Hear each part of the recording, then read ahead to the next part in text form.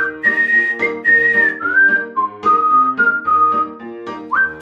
guys, this is Miss Liz here to teach Sermons for Saplings this Sunday. Hope you and your families are doing so well. I miss you. I wish we could be here together. But this is a story I'm so excited to tell you today, so I hope you and your family tune in with me today. So the last few weeks at Sermons for Saplings, both at your homes and at church, we've been talking about prophets. Touch your nose if you remember what a prophet is. Okay, now whisper it to your parents. I'll whisper it to my pretend parent. Okay, a prophet is God's messenger. So, God would tell the prophets in the Bible what he wanted the people of Israel to know. And then the prophets would say it to the Israelites so they would know what God said. We've talked about a few different prophets. You can see from the picture I'm showing. Remember Hosea, or we called him Horsea. He was one of the prophets. And then last week we talked about Jeremiah. And then this week we're going to talk about a new prophet, Ezekiel. Let's say it together. Ezekiel. Let's say it again. Ezekiel. So, Ezekiel brought a super special message from God to the Israelites. So for years and years and years, Ezekiel was God's prophet. He was God's messenger because God wanted everyone to realize that he alone is God. So today as I tell this story, I want you to get your thumbs ready. So wiggle your fingers for me. Get them ready. Now find your thumbs. Stick them in your ears. Stick them off your head. Stick them on your nose. Now stick them out. So if something good is happening in the stories, I want you to give me a thumbs up. So practice. Ready? Thumbs up. And if something bad is happening in the story, we're going to do a thumbs down. Give me a thumbs down. Good. Ready? Thumbs up. And thumbs down. Okay, good. You ready? So, back here I've got some pictures of our story. And that's going to help us know if we're doing a thumbs up or a thumbs down moment. So, like I said, we had all these prophets and they kept telling the Israelites to stop sinning and stop worshiping other gods. But guess what? They kept worshiping other gods. So you can see he's bowing down before that idol. Remember, we've talked a lot about Baal. So here the Israelites kept worshiping other gods and doing all kinds of things that God did not want them to do. And so they thought they could do what they wanted. They thought they were in control, not God. Thumbs up or thumbs down? Exactly. Thumbs down. Not going great for the Israelites. So, we've also talked about how God has to punish sin. He hates sin. He loves us, but he hates sin. Just like your parents might give you a consequence like a timeout or taking away a special toy if you disobey, God needed to give Israel a consequence. So, he let a powerful king from Babylon come to their city, tie up the Israelites, take away their king, and he made all the Israelites march to Babylon. So here's an Israelite. He's got his hands tied. He's being led away by someone from Babylon, and they are on their way from Babylon, leaving behind their home. They are so sad. They're leaving behind friends and family and houses and the things they love and maybe pets. They had to leave everything behind and go live in a distant land far away from everything they knew. Thumbs up or thumbs down? Right, thumbs down. Super sad time for the Israelites. So, they had lost their freedom. They couldn't go where they wanted to. Things were really hard for them. They were having what we'd like to call a trial. Can you say that? A trial. Like a hard time in life. And maybe right now you kind of feel the same way. Maybe you've been asking your mom if you can go to the zoo and your mom keeps saying no. And maybe you've been asking your mom if you can go to the playground and your mom keeps saying no because we're trying to keep everybody healthy during this coronavirus time.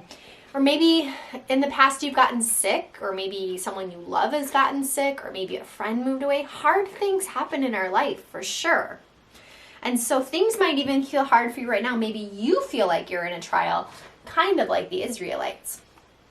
So, here's what the Israelites did. They turned around and they stopped sinning. No, they didn't do that. Some of the Israelites, way off in Babylon, they continued to party. They continued to act like nothing was wrong. They even continued worshiping Baal. They were denying anything was even happening, saying, this isn't so bad. And they just kept on doing the sinning that Ezekiel told them not to do. But some of the Israelites were in despair. Do you guys know what despair is? Say that word with me. Despair. Nope, say it louder. Despair. Okay, good. Despair is when you're just so sad about everything and all you can think about all day long is your problems and everything's terrible. Everything is terrible. It's just so sad.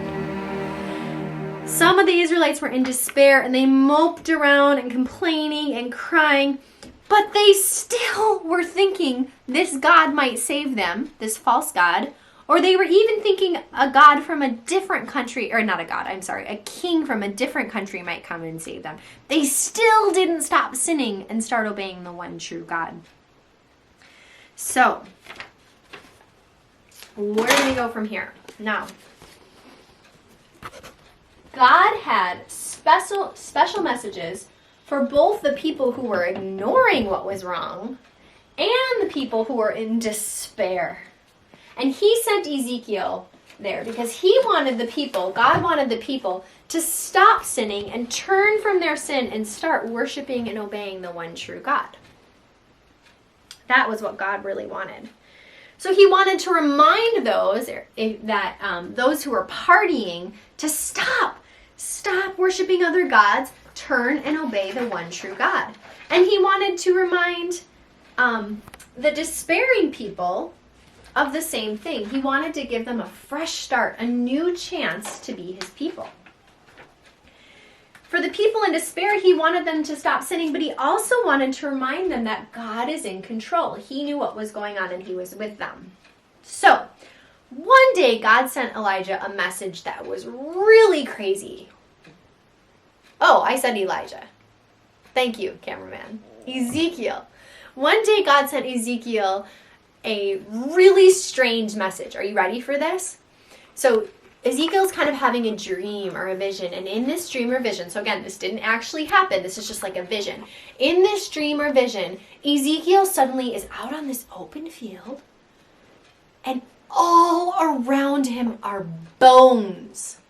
Not the kind of chew bones your dog might chew on, but skeleton bones. Tons and tons of skeleton bones just scattered throughout the field. Now, I have a question for you. I'm going to hang this up so that I can use my other hand. Now, I want you to take your arm and hold it up in the air. And I want you to take your fingers like this. And I want you to push on either side of your hand. Do you feel those hard things? You can kind of, it's harder to feel down here. Maybe not for you because you guys are skinny little minis. But up here, you can feel the bones right here. And you can feel the ends of the bones, those knobby things. All inside of us, we have bones. And they're covered by muscles, and they're covered by skin and eyeballs and nose. And we're alive. We can run around. But if it was just a pile of bones, can bones do anything? Can bones get up and dance around? Or can bones eat a piece of pizza? No, of course not. You need a muscle and mouth and eyeballs to do all of these things. The bones that Ezekiel saw were just lifeless. They were dead. They couldn't do anything for themselves. And suddenly, in this dream, in this vision, God said to Ezekiel, talk to these bones for me. Say, dry bones, this is what God says. I'll give you breath and you'll come to life. I'll give you a body and you'll know that I'm God. And all of a sudden, there was this great rustling, rattling sound and things started shaking. And these bones moved together into skeletons like this. And then the skeletons grew flesh, muscles and skin and flesh and ears and hair and eyeballs and noses and mouths and tongues. And they were suddenly real live bodies, alive, strong, ready to move. Now God said, Ezekiel, I keep wanting to say Elijah. What is going on with me? God said to Ezekiel, I want you to tell the Israelites about these dry, dead bones coming to life.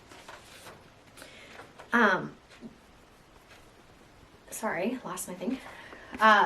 He wanted the Israelites to remember that even when things seem hard, God was with them. God would save them. God was promising they wouldn't always live in Babylon, but eventually they would come home and they would be a new people, and that they would have a new king, not some evil king who told them to worship idols like Zedekiah, not some king of Babylon who didn't even know God, but a new perfect king, a shepherd king. And do you know what the shepherd king will do? The shepherd king would find lost lambs, and he would rescue the hurt ones and heal the sick ones and make sure the lambs had plenty to eat and be gentle with the lambs and give them rest and let them lie down in green pastures. That's what Ezekiel knew from God. And so Ezekiel was supposed to tell the Israelites, you guys are like these dry bones, but God's going to give you new life, and he's going to give you a new king. And who do you think the new king is? His name starts with J. Jeremiah? No. Jesus. He's going to give them a new king, Jesus, to be their king someday. So, what a promise. It's just amazing. God wanted them to know that he was God. And he was God because he punished their sin up here. And he was God because someday he would come and rescue them and make them his people and be their new king. He wanted them to know that God is God alone. Now, to finish up our lesson, you guys are doing such a good job listening. I want to tell you that a story from my life. So one of the things we've been talking about in Sermons for Saplings is our big question. And we talked about this a couple of weeks ago when I taught. And that is, why should we obey God? Like, who is God? Why should we obey God? And the answer is, we obey God because God loves us. So let's say that together. My turn, then your turn. We obey God because God loves us.